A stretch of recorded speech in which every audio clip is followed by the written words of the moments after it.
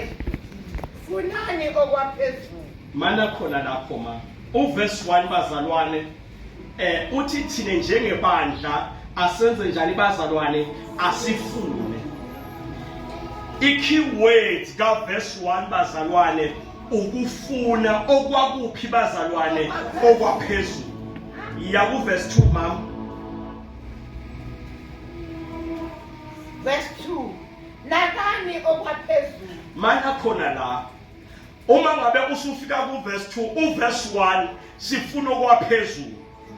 Uverse 2 bazalwane siyadlula ekufuneni bazalwane sinaka okwakuphi khona bazalwane okwaphezulu. La bazalwane sikhuluma ngezinto zaphezulu. Verse 3.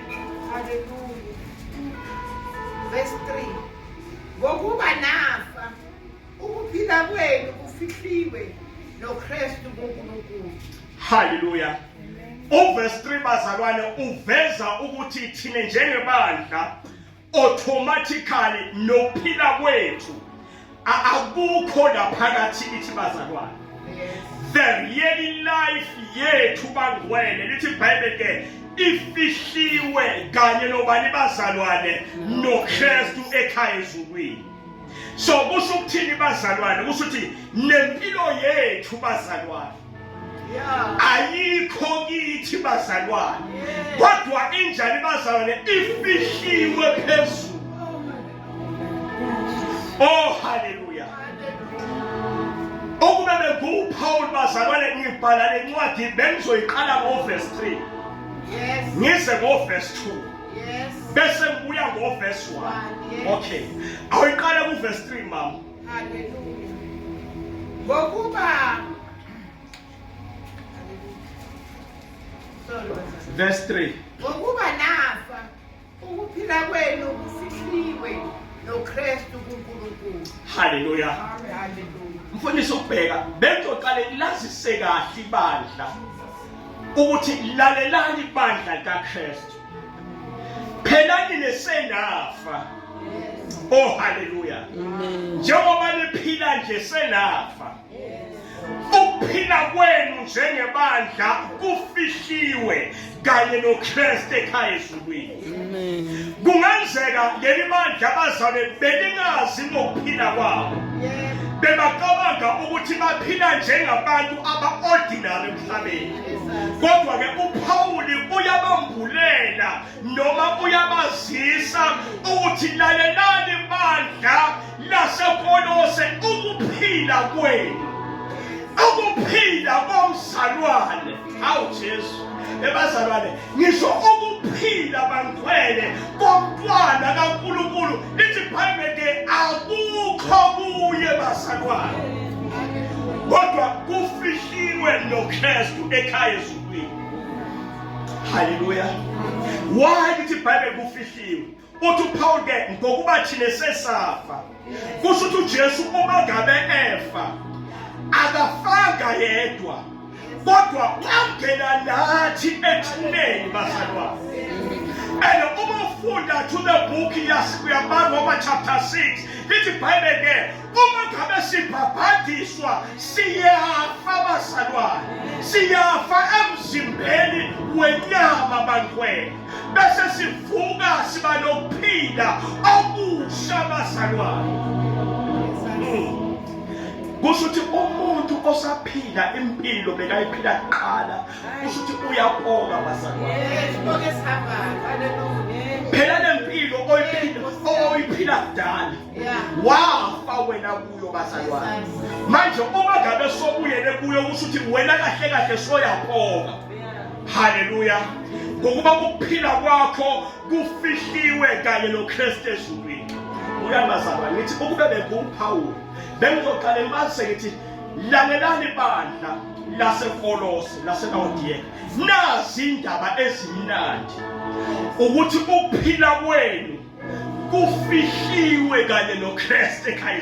Hayi ngamanye amazwi akunamuntu ozobulala ngoba ethanda ngoba uma ngabe ufuna ukubulala kufanele aqale enyuke qhamuza kumele aqale enyuke qala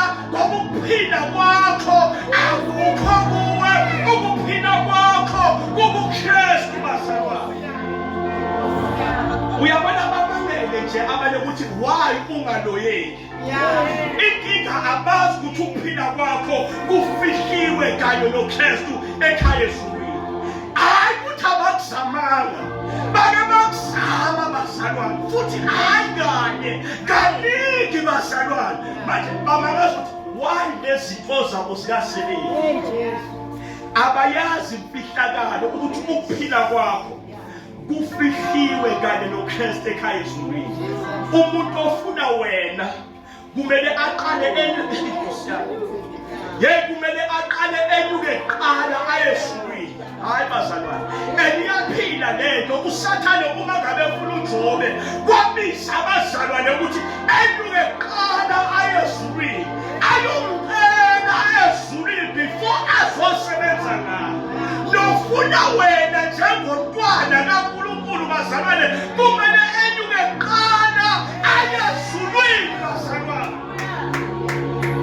Kwase wathi bazalwane, wena awudingi olida bokuyivikela ngoba uphila kwakho kufihliwe noKristu ezulwini. Wena awudingi amabhodlelana wamanzi ekufanele uphathe ekhwameni ngoba uphila kwakho kufihliwe kanye noKristu ekhaya ezulwini. Ngiyazwakala bazalwane, awudingi ukuqamela kwezinye izinto ey'nikezwa abantu bazalwane ngoba uphila kwakho kufihliwe kanye noKristu ekhaya ezulwini. Hallelujah. Othinta wena uthinta inhlavu yesokasomane ngoba uphila kwakho kufihliwe bazalwane. Sikhona bazalwane, asisibani abazalwane. Ukuphila kwethu, ukuphila komzalwane okholwayo kufihliwe kanye noKristu ezulwini. Haleluya. Cha angikuthele bazalwane, ngicela ungasatatazeli. Ukuphila kwakho kufihliwe kanye noKristu ezulwini. Buyela ku-verse 2 man. Jesus. Hallelujah. Verse 2. Nakanti okwaphezulu inganaki okusemhlabeni. Haleluya. Bese athi nakani okwaphezulu, ninganaki okwakuphi khona abazalwane okwasemhlabeni. Haleluya. Kuma Bible lawe esihlungu elinye lithi keep your mind. Haleluya. Bese kuba lelinye engithanda kakhulu lithi set your mind. Amen bathandikayo. Lithi setha ingqondo yakho ngoba wena umuntu wasezulwini. So ama settings Jesus. Buka bazalwane, ama settings wengqondo yakho kumele kube ngama settings wasezulwini bazalwane. Ama settings wokunaka izinto zikaThixo bazalwane. Angibuye bazalwane, ingqondo yomuntu bazalwane iyasethwa bazalwane. Ingqondo yomuntu idinga ama settings bangcwele. Yes. Uma ngabe angibese nje into elula, yabona uma ngabe sozodla sobona ukudla kuphakwe etafuleni futhi sikubheke soza uma ukubheka ngale asaphanga ukudla, ingqondo yakho uyayisetha. Oyisethele ukuthi ozokwenza njani bazalwane, sozo and yiloko inqondo esuke ikulindele. Ungamangala nje sekuphela 2 hours 3 hours iloko inqondo yakho isethile. Ubathi ukudla kuyangena, ukudla akungeni bazalwane, because why? Inqondo yakho soyisethile, wayisethela leyo nto bazalwane. Inqondo yomuntu, inqondo yomzalwane iyasethwa bazalwane ukuze ibe ku-right position bazalwane. Kubiza ukuthi ibe kuma-settings bazalwane. Masozoshayisa emsebenzini bayazi abasebenzayo. Haleluya. Noma ngabe usuku belunzima kangakanani, uma ushayisa ngo-5, uma zithi 4:30, uyayiqala inqondo uyayisetha bazalwane. Inqondo seyibarethi manje ukuthi ngo-5 o'clock ngenza njani bazalwane, ngiyahamba bantwena, Ngiyezwakala bazalwane. Because ingqondo injani bazalwane isethiwe bazalwane. Uma ngabe sisakhula sikhule ngalezi yankathi bazalwane uma ngabe uzoya edrobheni utshelwe ngayizolo kuthiwa kusasa nizoya edrobheni. Hallelujah. Kwakuyafanele manje bazalwane. Amadolobha ayeclean ngaleso sikhathi. Hallelujah. Wawuya edrobheni uclean umuhle bazalwane. Ngiyezwakala bazalwane. Uma ngabe konke bathiwa kusasa siya edrobheni ingqondo yakho oqala ukuyisetha namuhla uthi kusasa ngedrobheni. Kwesinye isikhathi uze ungakhoni nokulala. Why ungakhoni ukulala? Because ingqondo sonjani bazalwane soyisethile bazalwane. Ngiyezwakala bazalwane. Kunzima ukuya endaweni ingqondo yakho ungayisethelanga ukuya kuleyo ndawo. Ingqondo bazalwane iyasetha bazalwane. Kwathi ngithi bantu abasha kunama subjects anehlulayo esikolweni. Akuthi ayabehlula bazalwane.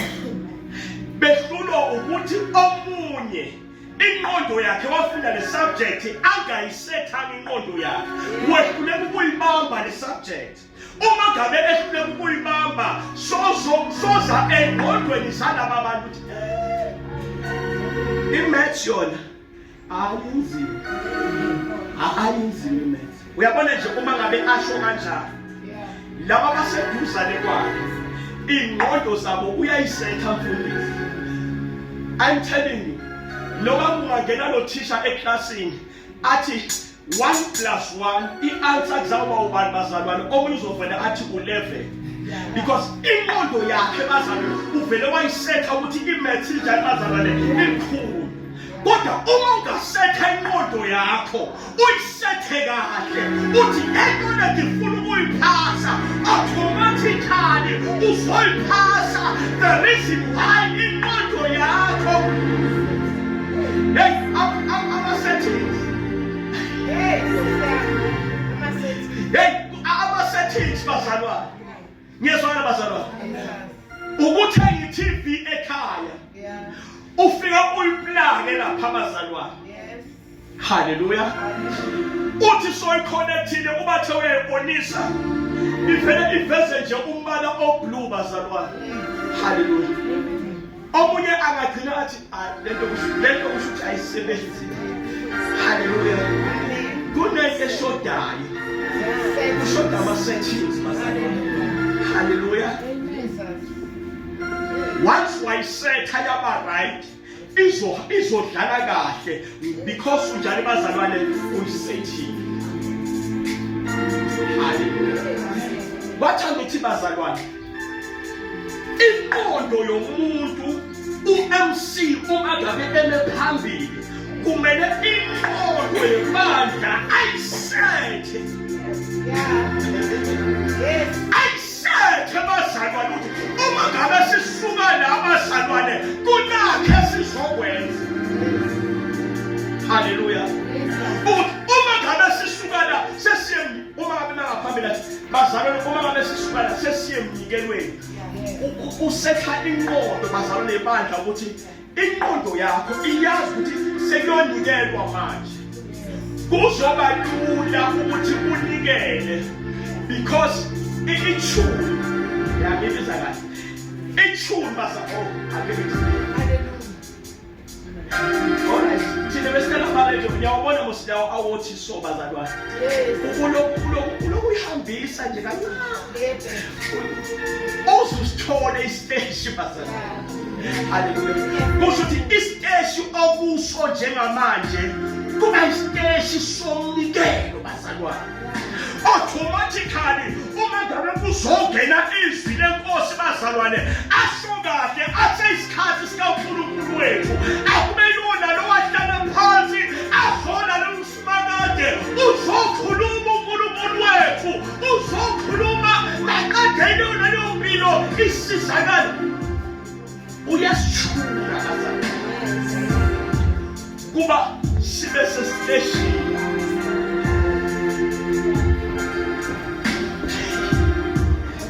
Hey,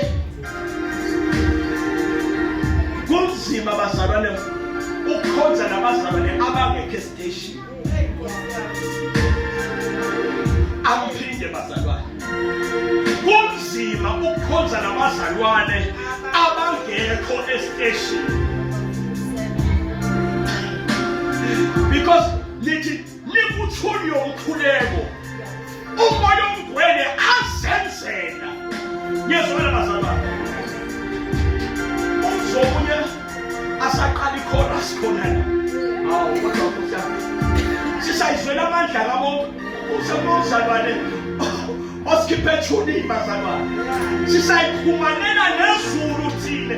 Sisazi ukuphona bakhe. Sisazi amandla akhe. But there is someone bazalwane osikipha uthuni bazalwane. Uthi ke uphawule.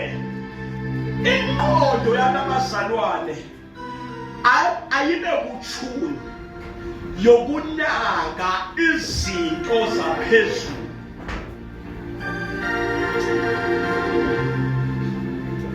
Ngamanye amazwi ukuthi abebe heavenly minded.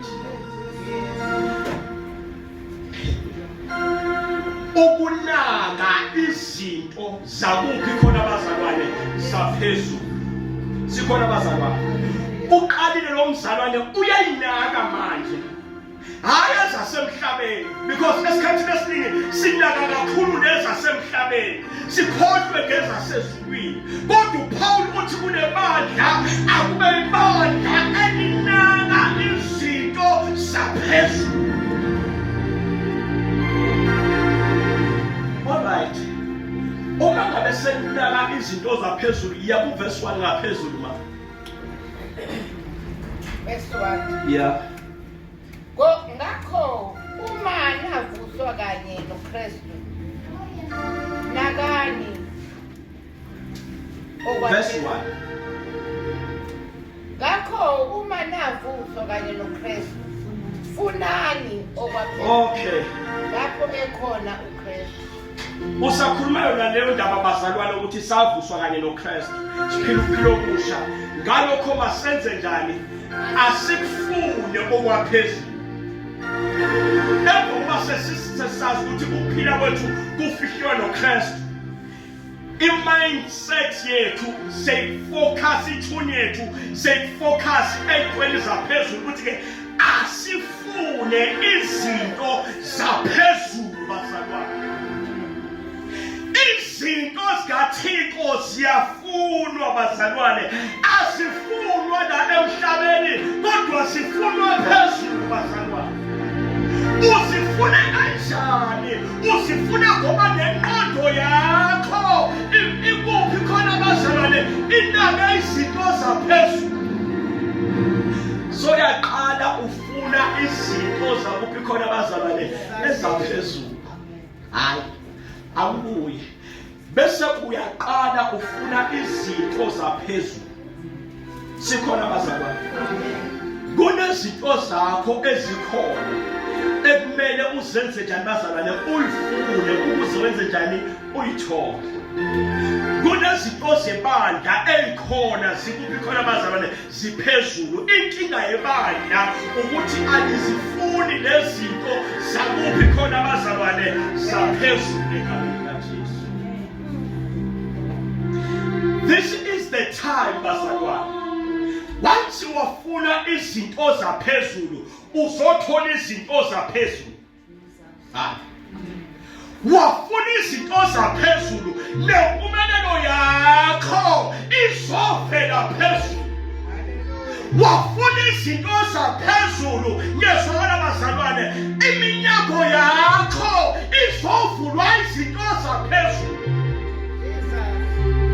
Because wena umzalwane ofuna izinto zakuphi khona bazalwane ezaphezulu. Zikhona bazalwane. Zilindele abantu abazoyifuna kuphela. Uyacingwa uNkulunkulu wethu, siyacingwa izinto zikaNkulunkulu. That's why encwadi kaMatthew chapter 6 verse 33 lithi ke uthi uJesu uma ngabe ekhuluma uthi kuqala funani umbuso kaNkulunkulu kakhulu siyafunwa izinto zikaNkulunkulu Jesu, siyafunwa izinto zikaNkulunkulu ukuthi-ke khona konke lokhu kuyokwenezelwa kimina because ninjani ngifuna izinto zaphezulu bazalwane. Waze wathi akuthi uma ufuna izinto zakho ihambe kahle empilweni, funa izinto zaphezulu. Uma ufuna iminyango ivuleke empilweni, funa izinto zaphezulu. The more ufocus ey'ntweni zaphezulu bazalwane, yayonto bazalwane, it's gonna change your mind. Because ungumzalwane ofuna izinto zaphezulu, ucabanga kwakho bazalwane akeke usacabanga kakhulu ngezinto zasenyemeni noma ngezinto zasemhlabeni, but if umcabango wakho omningi uzocabanga izinto zaphezulu. Hallelujah. Omunye wahlabelela umzalwane wathi awu Nkosi, kanti koze kube nini? Hallelujah. Abona sengathi kuba late. Why abona sengathi kuba late? It's because lo mzalwane ufuna ini bazalwane? Izinto zaphezulu. Uma ufuna izinto zaphezulu, ibandla lifuna izinto zaphezulu, kunama program waphezulu. Akhona lawo theswajwayele, kodwa akhona awaphezulu bazalwane. Uma ngabe siqale safuna wona bazalwane, sithola wona bazalwane, and kuwona sizothola umnikazi wezinto zaphezulu. Uma ngabe ufuna izulu lihlale nawe, funa izinto zakuphi khona bazalwane zaphezulu. Focus ey'ntweni zakuphi khona bazalwane zaphezulu. Bukani bazalwane, uyabona uma ngabe siphuma la, uma uphuma nje umnyango, iteksi yasemaphupheni inilayisha. Hallelujah. Abanye baphuma ngenyawo bathi khohliwa abantu izinto zaphezulu, khohliwa abantu izinto zasenkonzweni, bakhohlwa ukuthi uNkulunkulu bekathi khombisa ini bazalwane ukuthi labazalwane abafuni izinto zakuphi khona bazalwane zaphezulu.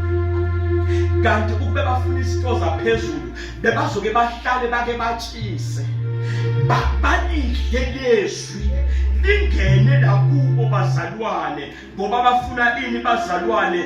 Izinto zakuphi khona bazalwane zaphezulu egameni likaJesu. Oh hallelujah. Okokuqala siyayifuna izinto zaphezulu njengebandla kaNkulunkulu. Hallelujah. Okay, qhubeka mama uye ku verse 4. Verse 4. Nxa ebonakaliswa uKristu, ngibonele isikhathi bazalwane, okukuphila kwethu, khona-ke nani niya kubonakaliswa kanye naye ekukhazimuleni. Hallelujah.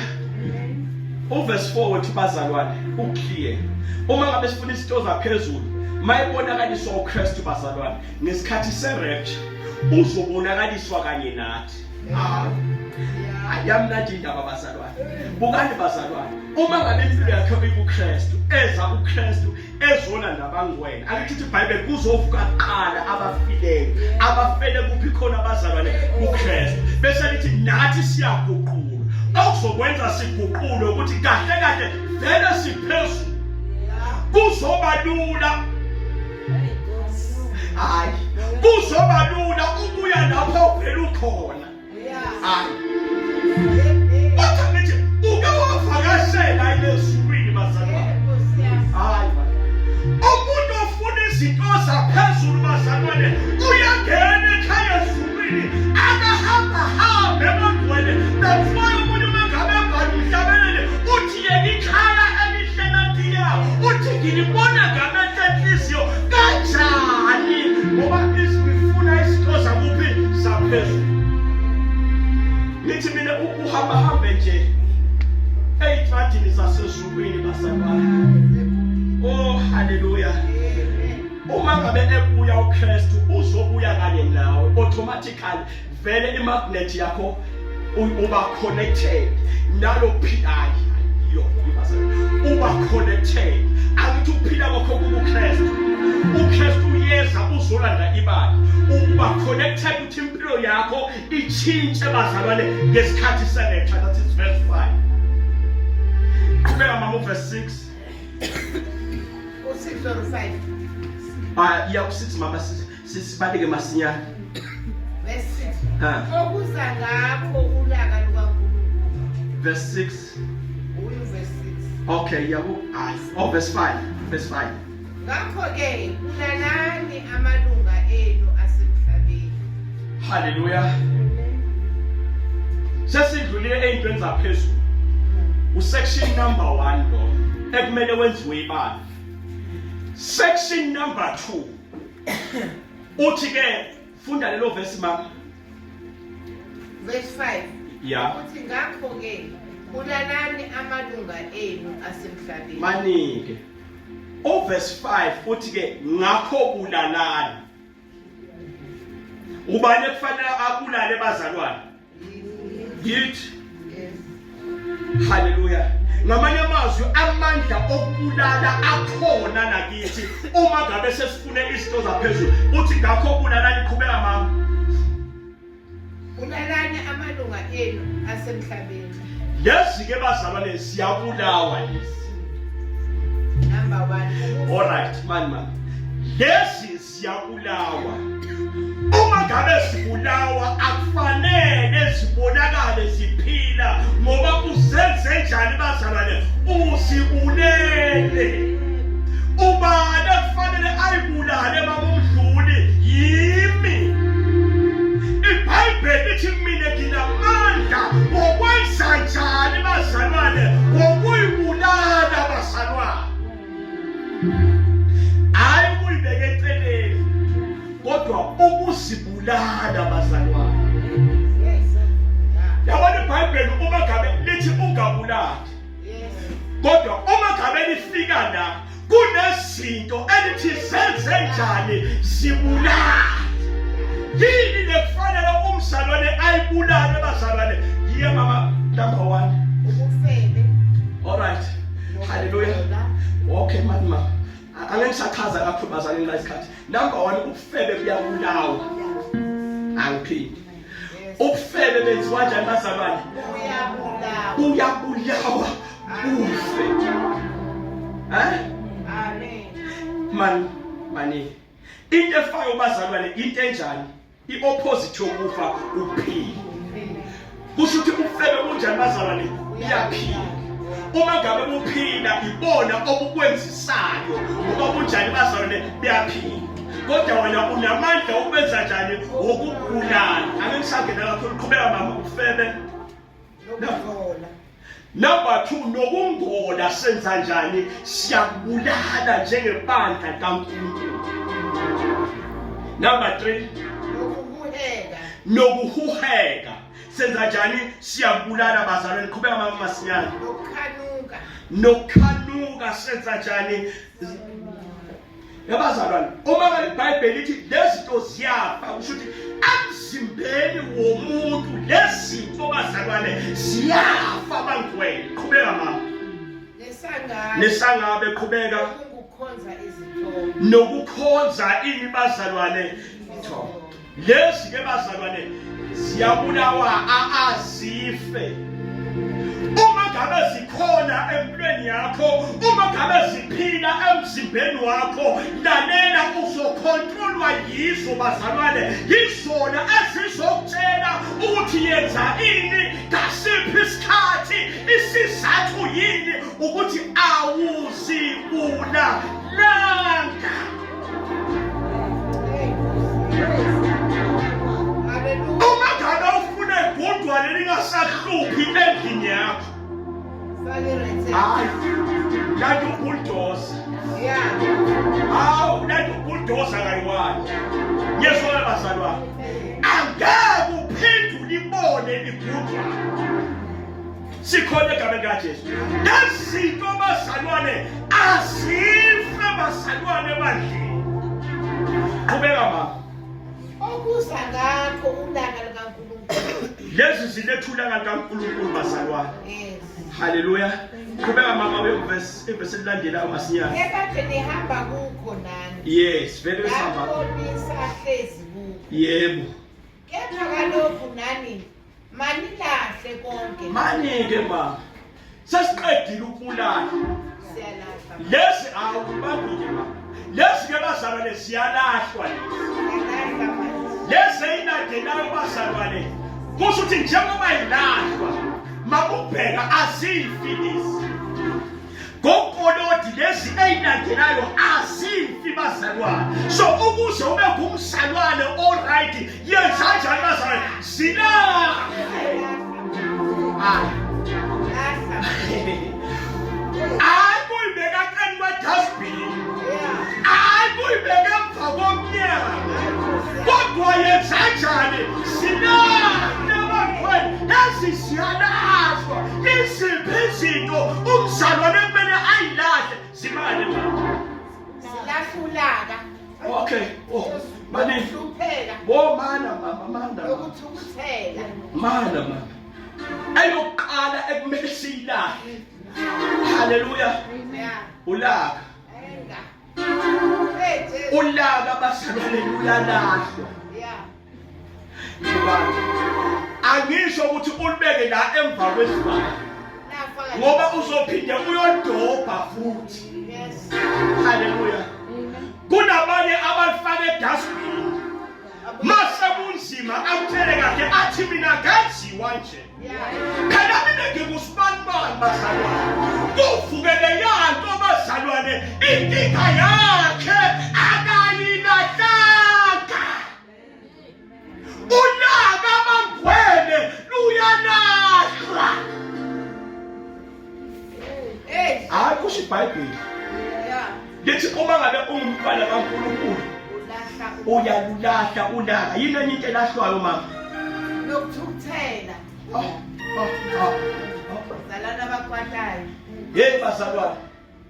Ngisho lokuthukuthela kunjani bazalwane? Uyalulahla.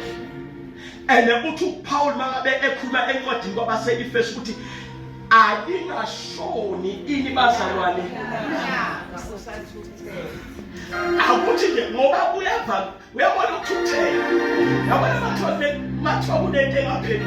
Yabona lezi tekuthiwa ziyalahlwa lezaziphela imali. Yeah. Hallelujah. Uthi uyilahlile zibe zihamba asike siyomvakashela ekade samgcina lo muntu wethu manje.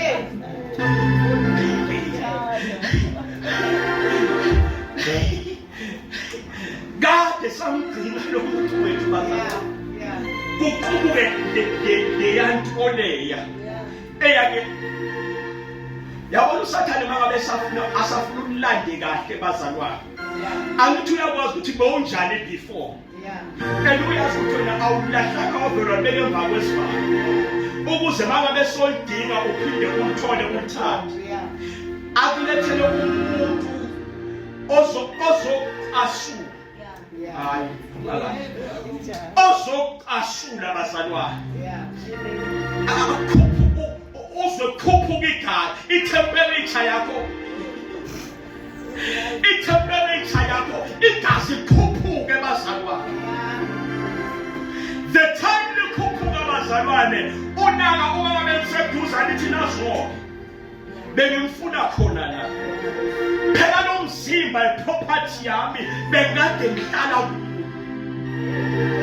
unaka alufi bazalwane kodwa luyalahlwa bagcwele imihla ngemihla uma ngabe luvuka bazalwane lahla. Kube kuze nje oncananyana nje. Yazi oncane yabona lo lunganakeki.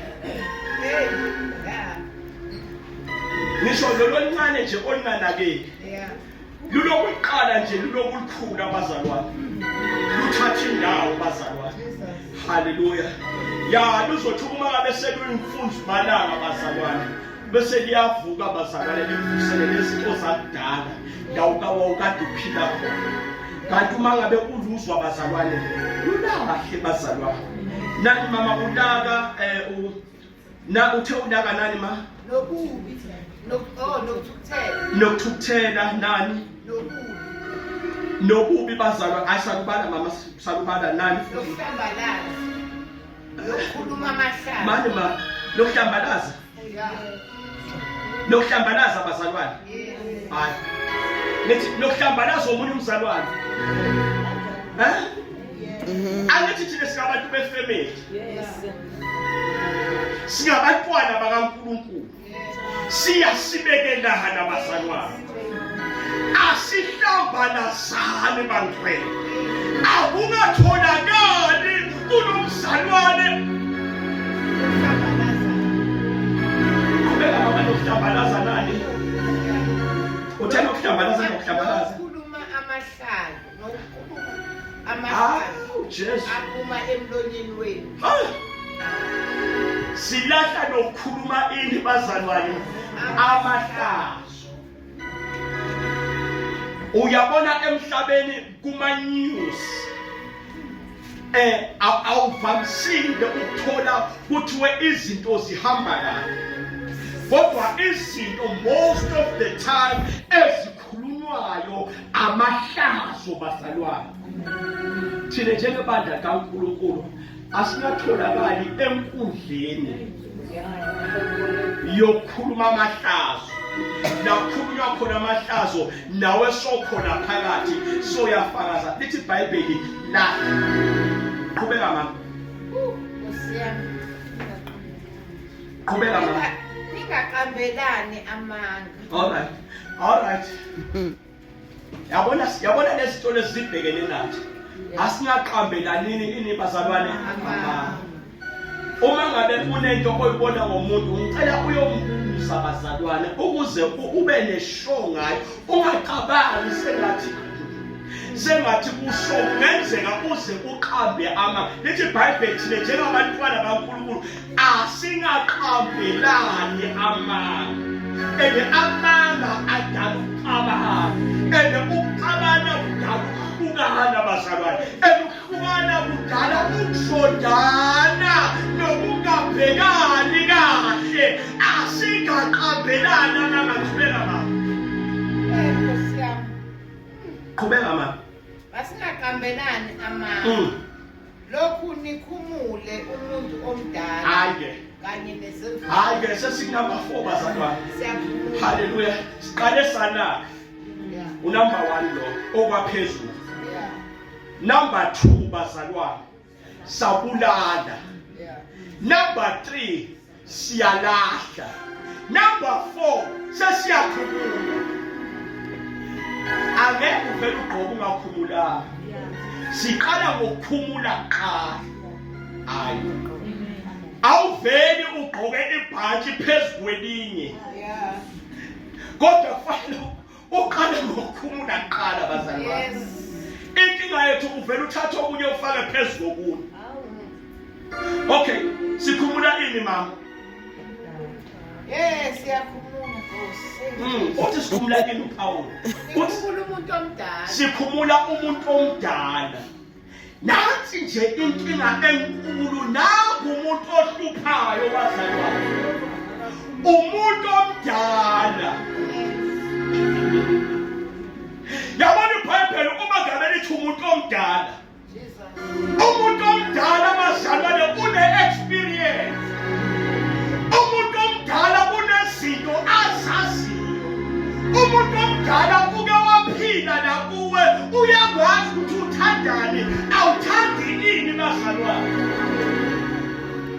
That's why iBhayibheli lithi uma ngabe indlela seyishayisa hambani niyobuza kubaphi bazalwane kwabadala. Because abantu abadala kunezinto abazaziyo. UPaul ngabe athi khumula umuntu omdala uthi wena njengomntwana kaNkulunkulu uyamazi lo muntu omdala bekade aphila nakuwe uthi bekade unjani bazalwane uyakhulula umuntu omdala.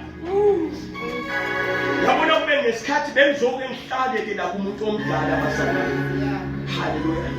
Sinenkinga nje enkulu bazalwane yabantu abaphila nomuntu omdala abasindisiwe baphile nomuntu omdala bazalwane ngezwakala bazalwane bazikhulelwe izingane zethu phakathi ebandleni umuntu wakhona bazalwane uyakhorasa uyashumayela inkinga yakhe kunento angayiphumulanga umuntu omdala lempilo ayiphilayo yilevele ngakayiphilanga ngasindiswa kodwa asanga umphumula umuntu omdala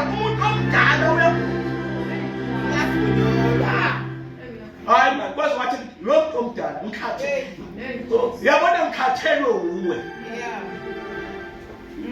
akusinkulunkulu ozokhumula umuntu omdala uwo ozoyikhulula uyamkhumula umuntu omdala qhubeka mama masinyane nembathe komusha uma ngabe somkhumulile bese uyaqala uwembatha ini bazalwane umuntu onjani bazalwane omusha bazalwane kusho ukuthi uba ngumuntu omusha ureceive izinto ezintsha ureceive izinto zasekhaya ezulwini kaJesu Kristu qhubeka mama masinyane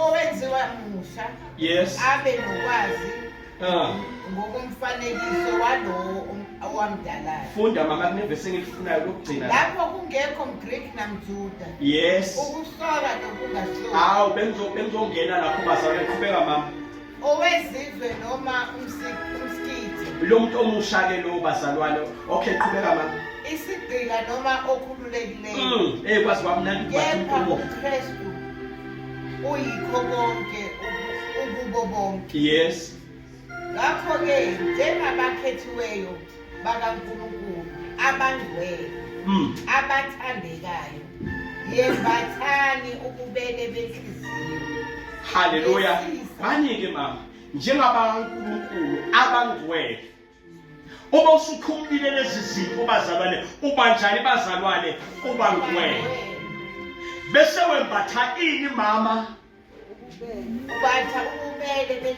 umbatha ububele benhliziyo qhubeka mama nesisa nokuzithoba nokuyithoba kuyembatha ukuzithoba qhubeka mama nobumnene nokubheka kahle nibekezelelane haleluya umuntu amsole